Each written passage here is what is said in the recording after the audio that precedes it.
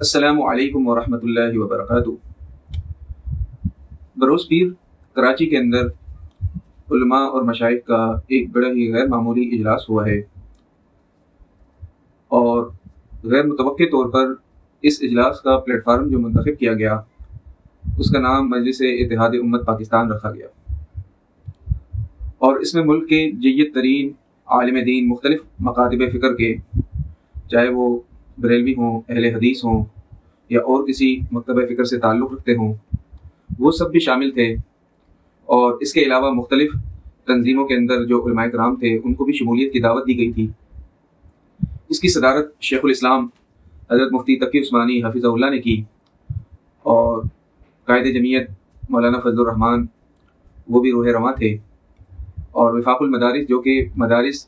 کا سب سے منظم اور نمائندہ ادارہ ہے اس کے اکابرین بھی موجود تھے۔ اب یہ بڑی ہی عجیب صورتحال تھی، کیونکہ تقریباً 2 ہفتے قبل اسلام آباد کے کنونشن سینٹر کے اندر فیلڈ مارشل آرمی چیف صاحب نے بھی علماء اور مشائخ کا ایک اجلاس بلایا تھا، جس میں تقریباً 2500 علماء اور مشائخ شریک ہوئے تھے، اور ان کے سامنے فیلڈ مارشل صاحب نے مختلف قسم کی تجاویز بھی دی تھی اور ان کو ایک بیانیہ بھی دیا، لیکن اس کے اندر ملک کے مقتدر علماء کرام ہمیں نظر نہیں آئے۔ ایسے علماء کرام جن کی آوازیں بہت معتبر سمجھی جاتی ہیں، اور ملک کے اندر لاکھوں لوگ ان کے چاہنے والے ہیں، ان کے شاگرد ہیں، اور وہ اپنے استادوں کو پسند کرتے ہیں۔ اب اس موقع پر یہ سوال اٹھائے گئے تھے کہ بھائی اگر اسلام آباد کی کانفرنس بہت زیادہ اہمیت کی حامل تھی تو اس میں یہ بڑے بڑے نام ہمیں نظر کیوں نہیں آئے؟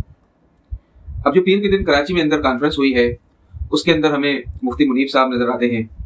مولانا منظور مہنگل صاحب، مولانا فضل الرحمان صاحب، شیخ الاسلام مفتی تقی عثمانی صاحب، مولانا انس نورانی صاحب، اور اسی طرح مختلف قداور شخصیات، مولانا ابتسام الہی ظہیر جو اہل حدیث مکتبہ فکر کے بڑے جید عالم دین ہیں۔ اس طرح کے بہت سارے علماء کرام جمع ہوئے، اور انہوں نے حکومت سے ایک 10 نکاتی مطالبہ کیا ہے، اور یہ مطالبات بڑے اہم ہیں، خصوصاً آج کل کے دور کے اندر کہ جب حکومت ہر مذہبی آواز کو دبانا چاہتی ہے، اور جو بھی ان کے سامنے کلمہ حق بلند کرے یہ حکومت سے برداشت نہیں ہو رہا ہمارے مقتدرہ سے۔ تو ایسے موقع پر علماء کرام کا بیٹھنا اور اپنے تحفظات کا اظہار کرنا ایک بہت بڑی کاوش ہے اور بڑی آواز ہے۔ اس موقع پر مفتی تقی عثمانی حفظہ اللہ نے جو تقریر کی، مولانا فضل الرحمان صاحب نے جو تقریر کی، اور مفتی منیب الرحمان صاحب نے جو تقریر دی، واقعی وہ تقاریر سننے والی تھی۔ صحیح طور پر علماء کرام کا ایک حکومت کے اندر کیا فریضہ ہوتا ہے وہ ان جید علماء کرام نے ہمیں بتایا۔ اب اس مجلس اتحاد امت پاکستان کے زیر اہتمام جو اجلاس ہوا ہے اور اس کے اندر جو اعلامیہ جاری ہے اس میں 10 نکاتی اعلامیہ ہیں اور 10 چیزیں حکومت سے مطالبہ کی گئی ہیں، جس میں سر فہرست ہے کہ بھائی آپ شریعت کا نظام ملک کے اندر نافذ کریں، اور اس میں جو ٹال مٹول ہو رہی ہے، قانون سازی کی غلطیاں ہیں ان کو دور کریں، اور ملک کے اندر شریعت کا نظام ہے۔ سود کے خاتمے کے لیے باقاعدہ کورٹس کے آرڈر موجود ہیں لیکن حکومت اس پر عمل نہیں کرا رہی، تو سود کا خاتمہ بھی کیا جائے۔ اس کے علاوہ 18 سال سے کم عمر بچے یا بچی کی شادی پر جرمانے اور قید کی سزائیں رکھی گئی ہیں، نئی قانون سازی کی گئی ہیں، یہ بھی قرآن اور حدیث کے خلاف ہے، اس کو ختم کیا جائے۔ ٹرانسجینڈر ایکٹ میں جو تبدیلی کی گئی ہے وہ بھی غلط ہے۔ اور اس کے علاوہ فیلڈ مارشل اور ہمارے صدر صاحب کو جو تا حیات استثنا دیا گیا ہے نئی آئینی ترمیم کے اندر، یہ ترمیم بھی ٹھیک نہیں ہے، یہ ترمیم بھی شریعت کے خلاف ہے، اور ایسی ترمیم نہیں ہونی چاہیے۔ علماء کرام نے کہا کہ صحابہ کرام حضرت عمر فاروق رضی اللہ تعالیٰ عنہ اور دیگر جید خلفائے راشدین جو تھے وہ کبھی اس طرح کی استثناء انہوں نے نہیں مانگے۔ صحابہ کرام تو اپنے آپ کو احتساب کے لیے پیش کیا کرتے تھے، تو اس طرح کا تا حیات استثناء،